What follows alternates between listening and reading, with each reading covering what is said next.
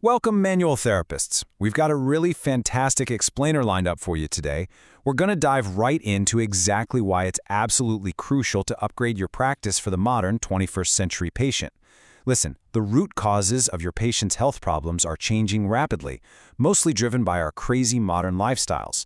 And we're going to look at how integrating this fascinating framework called the Reaset Approach is pretty much essential if you want to keep your skills relevant. So let's just dive right in. Let's kick things off with a scenario I guarantee you've seen 100 times. Picture this. A patient walks into your clinic complaining of some acute musculoskeletal pain. Naturally, your very first instinct as a practitioner is to ask what happened, right? You're looking for that mechanism of injury, hoping for a nice, clear answer. But looking at the patient, there is absolutely zero physical trauma.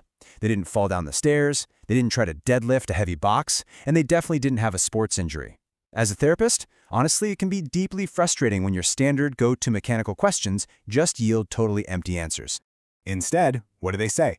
Usually hear something like, I don't know, honestly, I just woke up with it. Or maybe, I just bent down to tie my shoe and bam, suddenly felt this shooting pain. This perfectly highlights a massive shift you are likely seeing in your treatment rooms every single day. Because of modern, high-stress lifestyles, sedentary habits, and just constant digital overstimulation, we are seeing this massive influx of patients presenting with these totally mysterious, persistent complaints that have absolutely no obvious structural trigger. Let's look at the big picture for a second. Traditional 19th and 20th century manual therapy was primarily mechanical, structural, or post-traumatic. And hey, many of the techniques taught today were born in that era. And yes, they remain incredibly valuable. We're not throwing them out. But the reality of the 21st century patient is just entirely different. Driven by the relentless demands of modern life, their clinical patterns are largely stress-related, non-traumatic, and regulatory.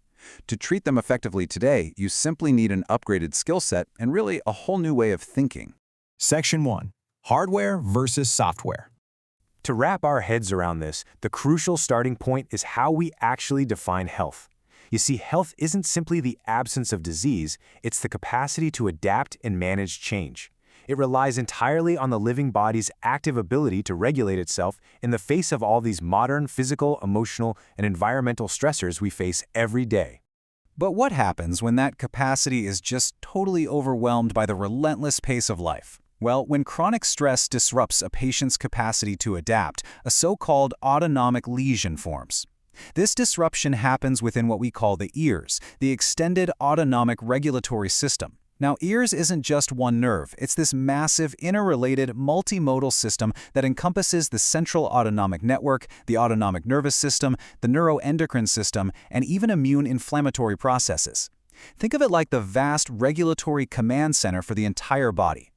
And because this ERS network literally influences every part of the mind and body, a disruption here creates a massive cascading effect.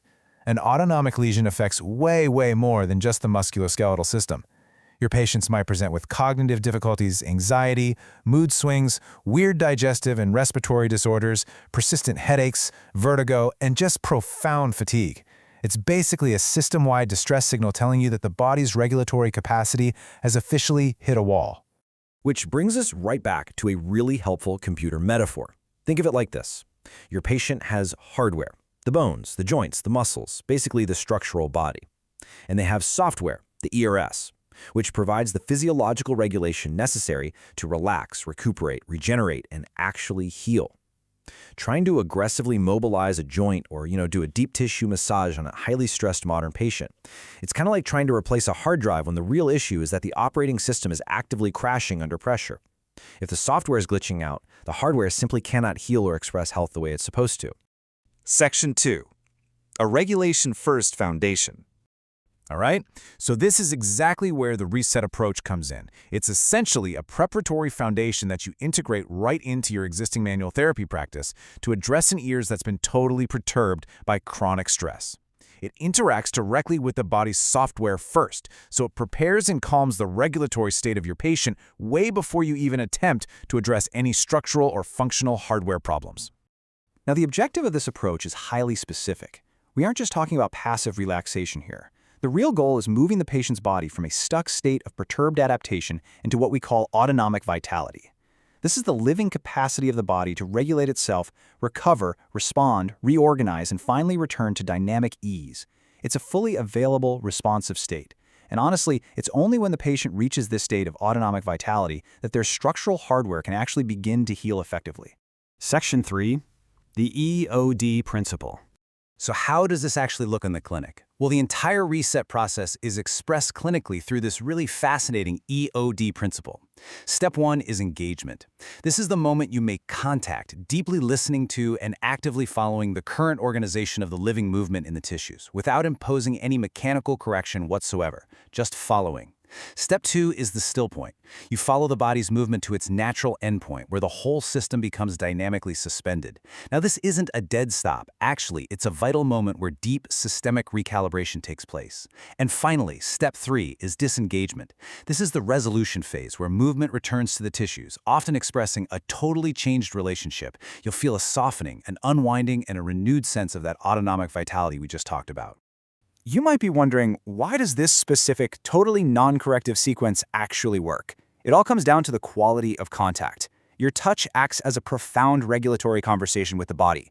By providing slow, precise, and completely non-threatening sensory and interoceptive input, meaning you're actively helping the body sense its own internal state and internal rhythms, your hands are feeding continuous information directly to the patient's brain about safety. This specific conversation helps the nervous system gracefully shift away from that rigid protection and bracing, moving directly towards active, healthy regulation. You aren't forcing the tissues at all. You're literally updating how the body senses itself. Section 4, upgrading your practice. Okay, let's tie this all together. How does this actually change your daily workflow? It's pretty straightforward, really. First, you apply the reset approach to regulate the patient's biological software, shifting them toward that vital dynamic ease. Then, you take a step back and reassess the original musculoskeletal complaint. Only then, if the problem is still stubbornly hanging around, do you continue with your traditional manual therapy techniques, your osteopathy, physiotherapy, or massage therapy, to actually treat the hardware. By establishing this regulatory foundation first, your traditional structural treatments can be received, processed, and integrated with so much more precision and overall effectiveness. It's a total game changer. We've covered a lot of ground in this explainer today, looking at a truly paradigm-shifting way to approach modern manual therapy. As we wrap up, I want to leave you with one final provocative question. Are you treating the hardware while the software is still crashing?